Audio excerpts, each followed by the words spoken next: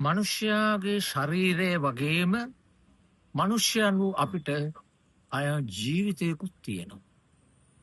අපි ශරීරය ලස්සන කරන්න ගොඩාක් මහන්සි වෙනවා. ඒ වගේම අපිට පුළුවන් අපේ ජීවිතයත් ලස්සන කරගන්නට. මොකක්ද ඇත්ත වශයෙන්ම ජීවිතය කියන්නේ? ජීවිතය කියන්නේ කාලය. කාලය තමයි අපේ ජීවිතේ. අපිට ජීවත් වෙන්න පුළුවන් කාලයක් තියෙනවා. මේ කාලය කියන එක අපිට යමක් ලබා ගන්න තියෙන එකම අවස්ථාව තමයි කාලය. අපිට කාලය දෙන තරමට තමයි අපිට යමක් ලැබෙන්නේ. එතකොට මේ මිනිස්යාගේ ජීවිතය රූප වේදනා සංඥා සංකාර විඥාන කියලා අපි අහලා තියෙනවා. එතකොට මිනිස්සෙක් නැති වුණාම රූප වේදනා සංඥා සංකාර හතරම නැති වෙනවා. විඥානය තමයි ඉදිරි වෙලා අපේ නැවත භවයට යන්නේ. එතකොට මේ ජීවිතය කියන එක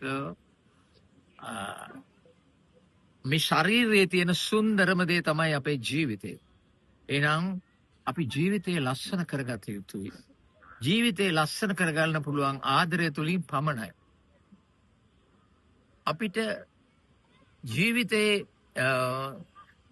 මිනිස්යාගේ ජීවිතය ලස්සන කරගන්න පාර කියා දෙන ආදරය කියන්නේ ආදරය තුල ඇති පරිත්‍යාගය.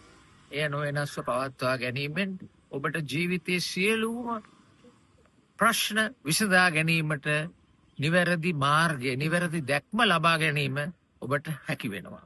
එහෙමනම් නිවැරදි දැක්ම අපට ලබා ගන්නට මෛත්‍රී සිතක් ඔබ තුල තියෙන්නට ඕන. එතකොට ඒ තියෙන්නේ ආදරය තුලයි.